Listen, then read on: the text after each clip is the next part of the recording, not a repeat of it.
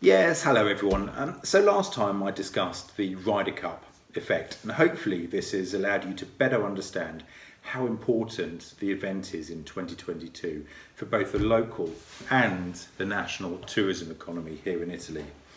So with that in mind, today I'll be looking at the different markets and which international markets you should consider developing first. Now, understanding your markets and just understanding which markets to develop is crucial to your success, and is based on a number of factors, but probably the most crucial factor is flight access. Okay, so how easy is it to get to the destination? As soon as you add in a second flight, people do not, or golfers in particular, do not tend to go, especially if it is short haul travel. They want ease of access, so the flight into your most local airport is desirable. It is what makes or breaks a holiday destination, because golfers don't want to spend time travelling. They want to come and play golf because their golfing holiday isn't as long as a normal standard holiday. So if we look at Italy as a whole, it is split into two distinct halves. We've got northern Italy, which is serviced by a particular market, and then you've got mid and southern Italy, which, even though there's some crossover, is probably suited to other markets a little bit more. So if we look at North Italy first, so the key benefit of the Northern Italy clubs and hotels and regions is that it's bordered by some big golfing markets. So what have we got? We've got France, we've got Switzerland, we've got Austria, and then secondary to that is Slovenia. So if we look at Slovenia first, they do cross border and do drive and do travel. However, the Slovenian market is very small. In terms of registered golfers, there's probably 9,000 to 10,000 registered golfers in Slovenia. So it's a small market. They're very, very keen, but they will only be travelling very close to in the northern Italy.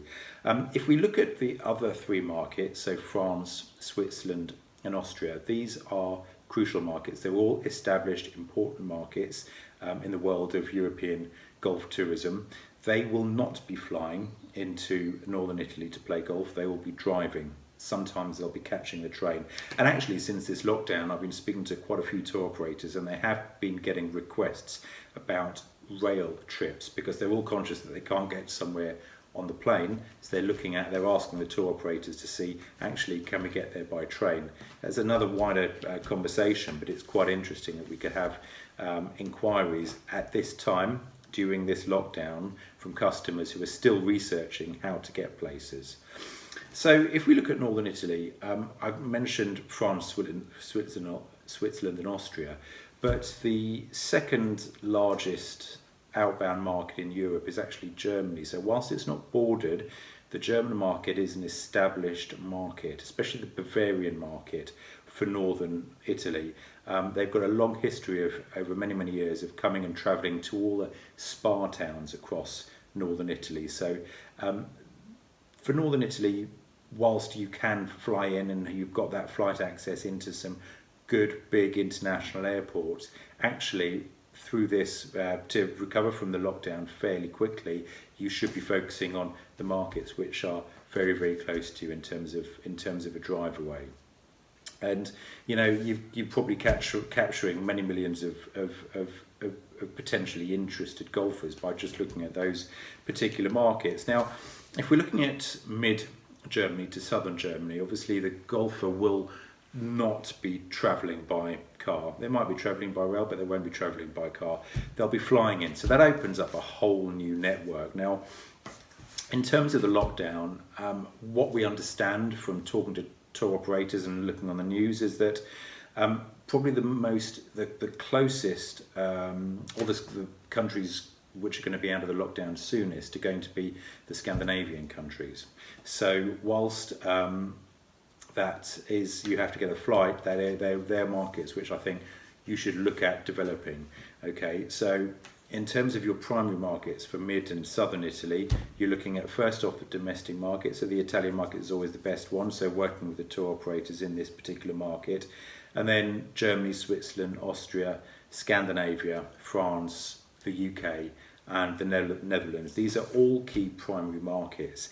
Additionally, for something that you could work on in once you've looked at these European markets, is the USA market. We've talked about the Ryder Cup, so we're going to be getting a lot of Americans coming over to Italy. So it's creating packages and making some starts with conversations with some tour operators from the United States. That cannot help. Putting packages and creating them, actually, the only thing it will take you is time. It won't take you much money at all, so it's just the time and the resources to be able to create these packages. So fortunately for Italy as a whole, you do have fantastic flight access and fantastic markets very close to you, so it just takes a little bit of time, a little bit of thinking, but actually you've got so many golfers on your doorstep that you're in a very strong position for when we all do come out of this lockdown. So now all of these markets as well have been increasing year on year in terms of how big they've been getting and how many golfers they've been sending out year on year. And whilst this lockdown has stopped it in its tracks, we do expect it to bounce back very quickly. And also, if we look at two of the biggest markets in Europe, so the number one outbound market is the UK market. The second biggest outbound market is the German market. So if you look at the German market, 85% of registered golfers have gone on a golfing holiday. For the UK market, 75% have gone on a golfing holiday overseas. So there is a lot of golfers very close by. So we look forward to trying to help you attract those and develop packages to actually get that market. And you know, golf travel is incredibly addictive, so they have to scratch that itch. And what we saw with other markets, or other financial crashes, or the Icelandic crash, the golf market did bounce back very quickly. So the main thing from this video is to make sure you research the markets I've mentioned. I do have all of this as well, as I mentioned before, on an email. So I want it to be very interactive, even though this is a video where I'm talking to you. I have my details coming up next. Email me, call me. I'm very happy to talk. I understand each market or each region and each resort, each hotel has slightly different issues or challenges, should I say, so we can talk through those in particular.